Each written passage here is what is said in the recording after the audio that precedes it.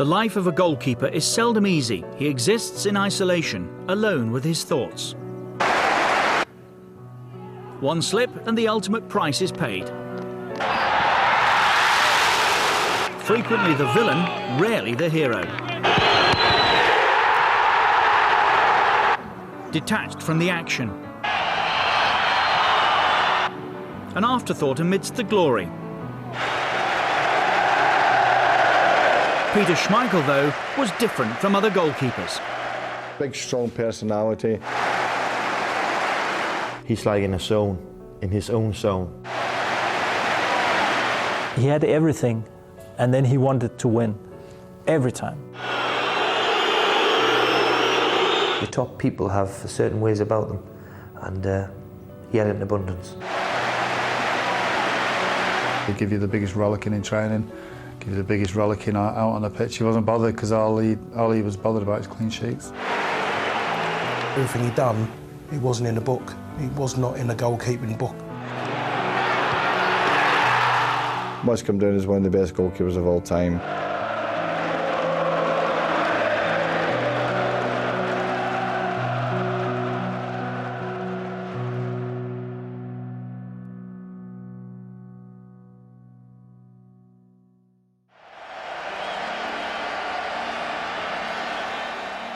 We were a decent team, but we weren't the great team.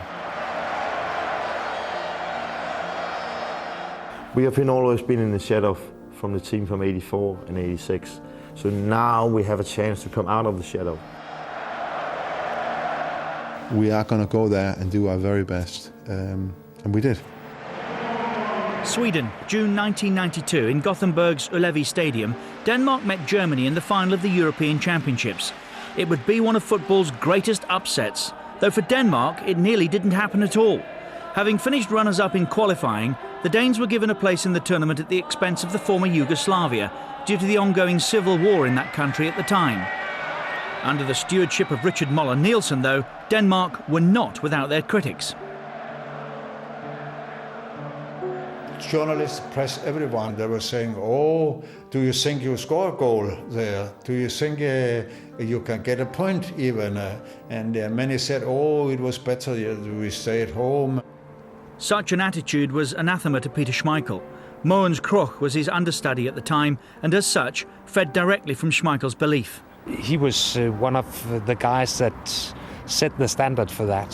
The belief of we can do it, even though we are a very small country. That he was a man that said that for the first time. We were very, very confident.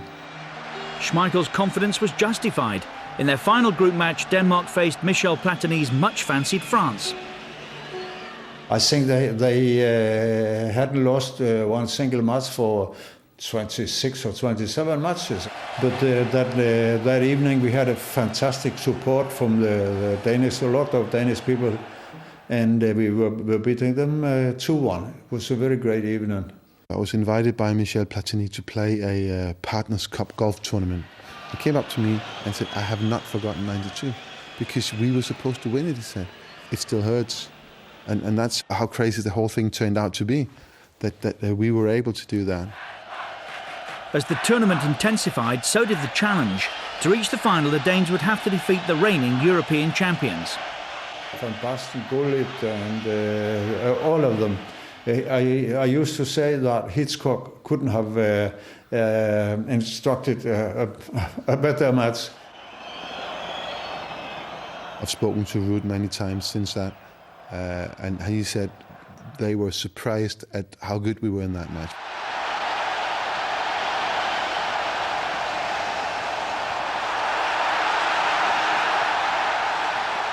That's the one match I would say where we played extremely well. Because we played well, we were very, very confident that we could win the penalty shootout.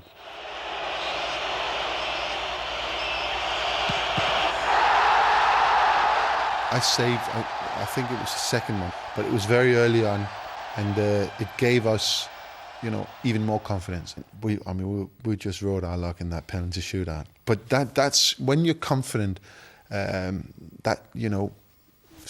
It happens like that.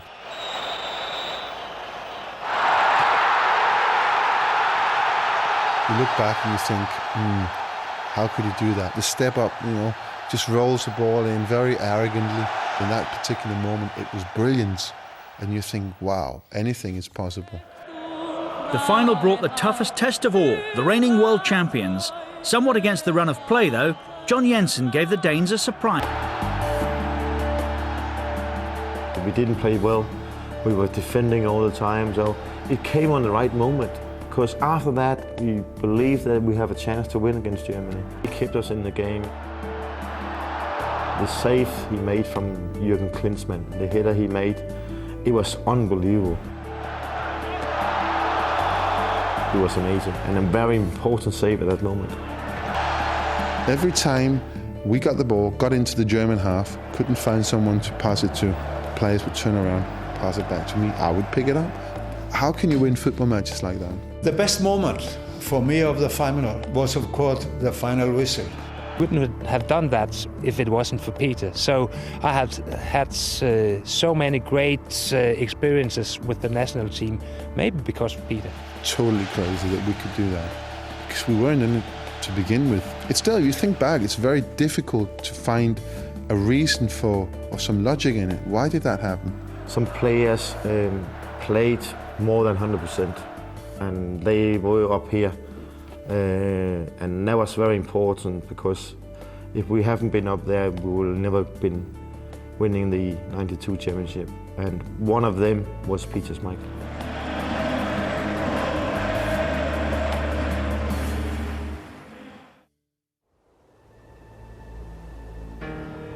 On the outskirts of Copenhagen lies Gladsaxe Commune, home to the housing project known as Gladsaxe Heights. Beneath the ominous gaze of 1,000 watchful eyes, it was here that Peter Boleslaw Schmeichel laid the foundations for a memorable footballing career. Initially raised down the road in Buddinge, he and his siblings held Polish citizenship until 1970, when they and their father took on Danish nationality. For Danish football, it was a pivotal moment. Fate had lent an almighty hand, and Schmeichel's pursuit of the dream began in time-honoured fashion. From the very, very first day I ever went to a football practice, I was in goal, and I stayed there ever since. After school every day, we met up on the pitches and we were playing, and we all had favourite players, favourite clubs, and mine was Manchester United. And I thought, well, I look a little bit like Gary Bailey, and so he was one of them. Peter Shilton was another one. I said this many times. Tony Schumacher, the German goalkeeper, I know despite what he did in one particular match, I thought he was brilliant. And then, of course, Sepp Maier. The young Dane himself, though, was catching the eye and was approached by local side Hero, once again in the shadow of the Gladsaxe projects. Journalist Niels Rasmussen, on the playing staff at the time, saw Schmeichel's future skills already on display. He has an enormous amount of confidence in himself, and of course that is that, and he's never been afraid. He had a bit of temper already at that time. And another thing was how he picked up the ball and threw it 45, 60 meters sometimes.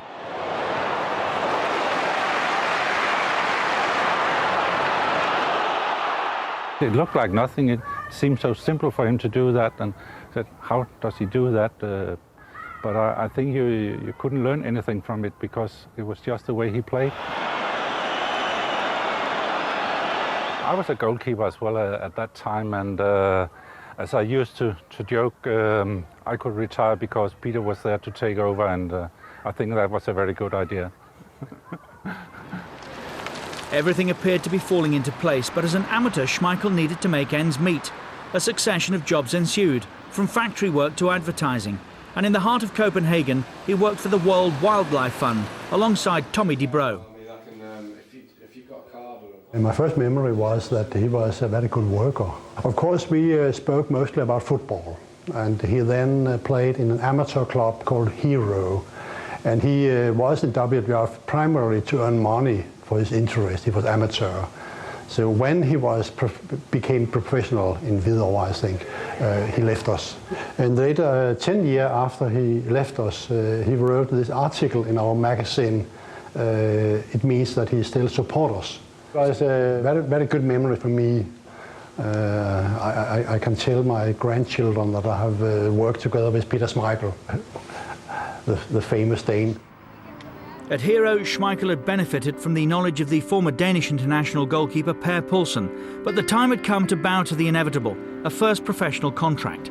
He didn't have far to move, joining Vador a couple of goal kicks away from Gladsaxe.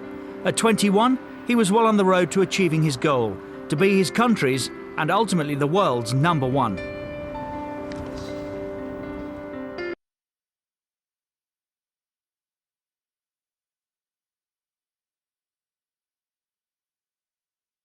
From the first day, in his mind, he could be the best keeper in the world. Looking back, I think I had the right sort of introduction into football. I started lower level, I moved up. Obviously playing in Brøndby the last 4 years in Denmark, that I played in Denmark, was you know, completely different to anything I've ever played in Denmark. Schmeichel arrived at Brøndby in 1987, and then there was no doubting his ability. There were question marks surrounding his character. John Jensen was a teammate at the time. My first impression was that maybe a little bit arrogant, because he believed in himself so much that was unbelievable.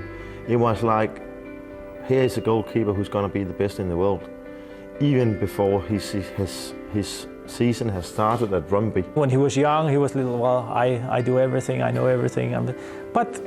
But he's a nice guy. He's a nice guy. He's completely different outside and inside. But when he goes in there, he wants to win every time, in training, in game. Arrogance or assurance, conviction or conceit, Schmeichel's mindset has forever begged the question.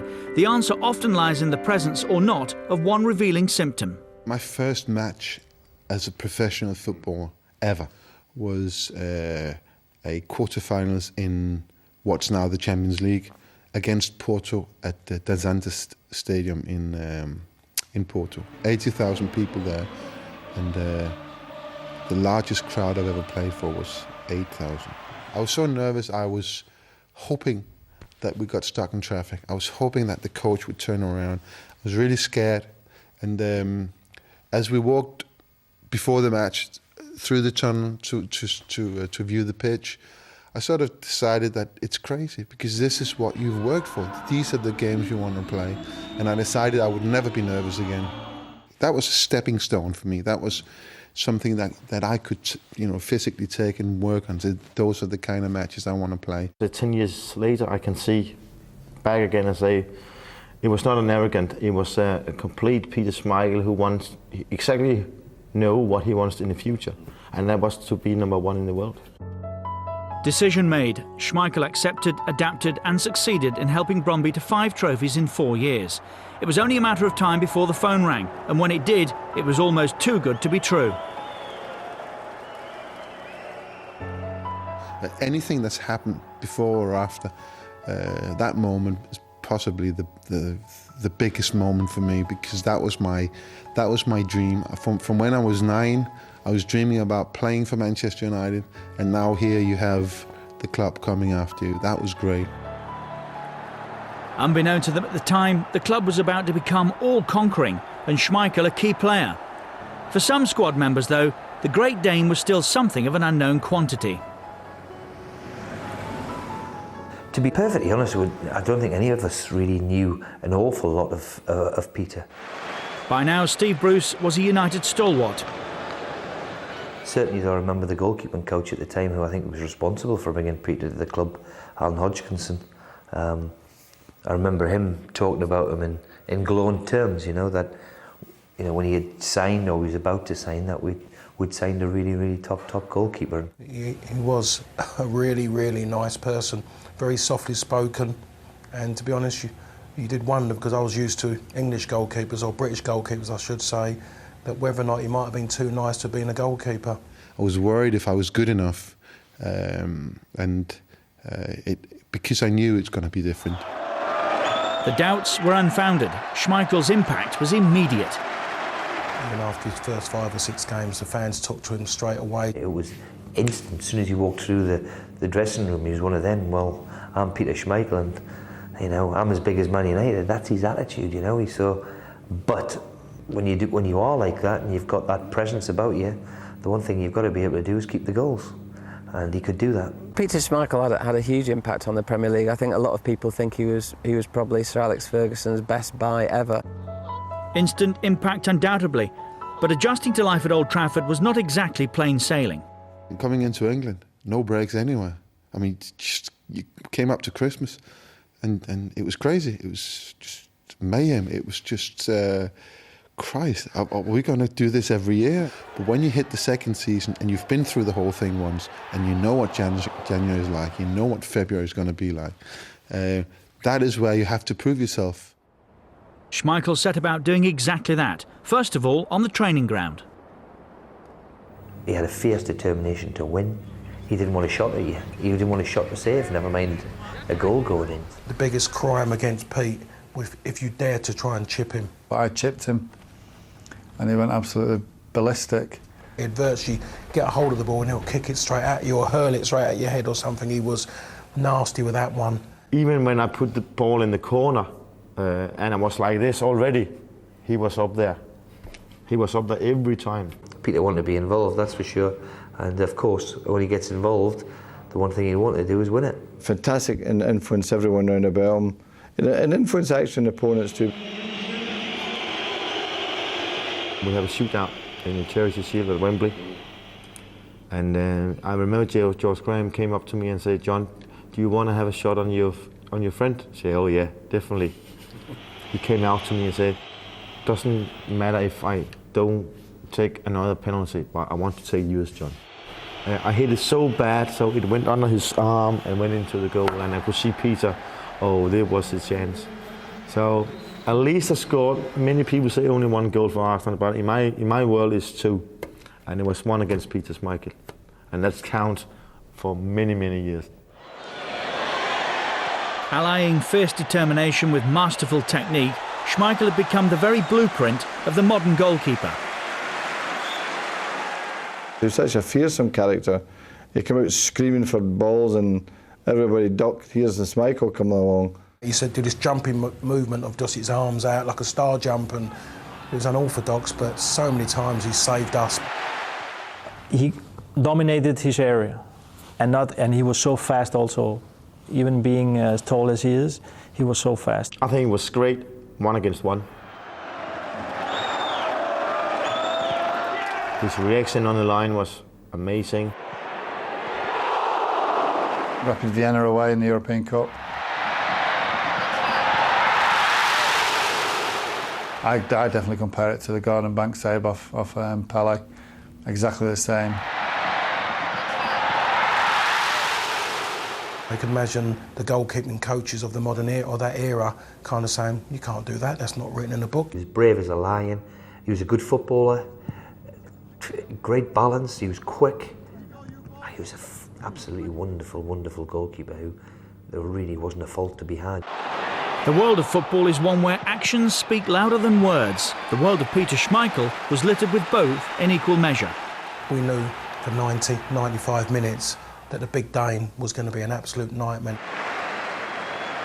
You can't say, "Oh, please, will you?" because there's no time and they won't hear you. He was shouting a little too much sometimes. You can ask some of his teammates, but I never played in defence, so I don't know nothing about that. He wasn't too bad with me. I didn't get the brunt of it. Well, he didn't need to pick on the little ones. Big Pally and Brucey, they used to get it all the time. Certainly Park's got a few bashes now and again. Him and Brucey, you know, they lived in the same cul-de-sac in Bramall in Cheshire, and those two were at each other all the time. We all got it, we all knew what he was like. Sometimes he went over the top, but I rather prefer that than he just stood back and say nothing. I think most players kind of prefer the way that I was because they knew I was there. They knew that I was engaged in the match. It meant something to me. And it was for 90 minutes. There was nothing after. There was nothing before. So that was just the way it was. He was more like, you can say, like a manager on the pitch. If it was very crowded, you cannot hear the manager on the sideline, but you can hear Peter on the pitch. And it was away from it that you get to know the real side of him. He's a fantastic musician. Peter likes music and he's good at something. He could play the piano and make the hair stand on the back of your neck. He was that good, you know. Let him concentrate on the piano, on the drums. Don't think, Peter. You cannot do that. Rock and roll. I came over, everyone says, first season is easy. It's what you do in the second season that's going to show if you're a good footballer or not. Schmeichel's second season in Manchester saw United claim their first league title in 26 years. The foundations had been laid for the club's most glorious period. It was a long wait, but once it came, it was celebrated and you could just sense it, feel it everywhere. The momentum was indeed all theirs. Manchester United dominated the decade, achieving the league and cup double twice in 3 years. In that 1999 charge to the treble, you know, you could almost feel the force of his will. You could almost feel Schmeichel's will, you know, driving that team on from the back. In the last minute of an epic FA Cup semi-final against Arsenal, with the score at 1-1 and United down to 10 men, Schmeichel faced a penalty to keep the treble dream alive. Obviously, if they had scored, they'd win the game. I didn't know it was the last minute.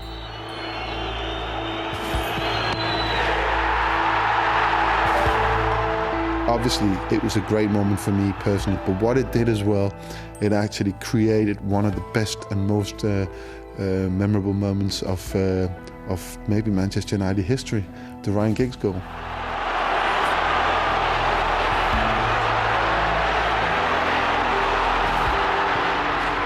And the celebrations, don't forget them.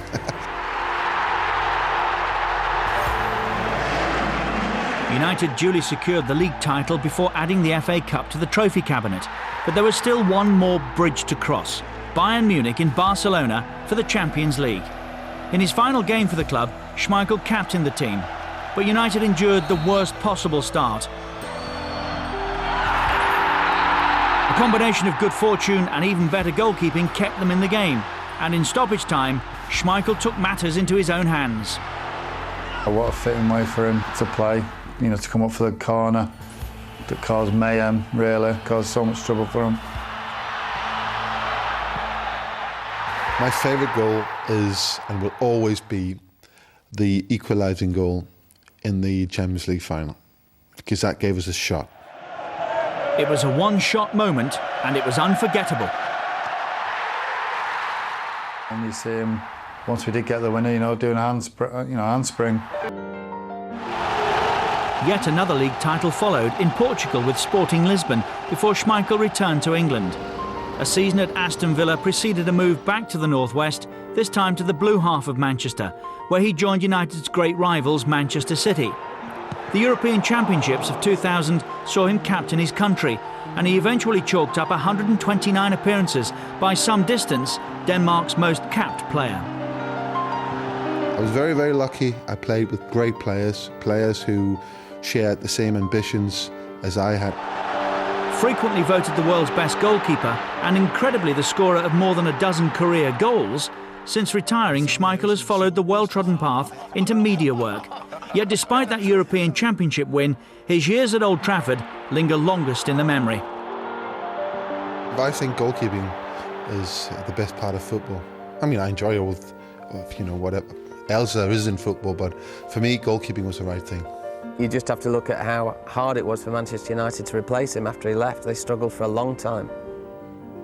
A legacy? Possibly that he's the best goalkeeper we've possibly seen. Has anybody been any better? I doubt it.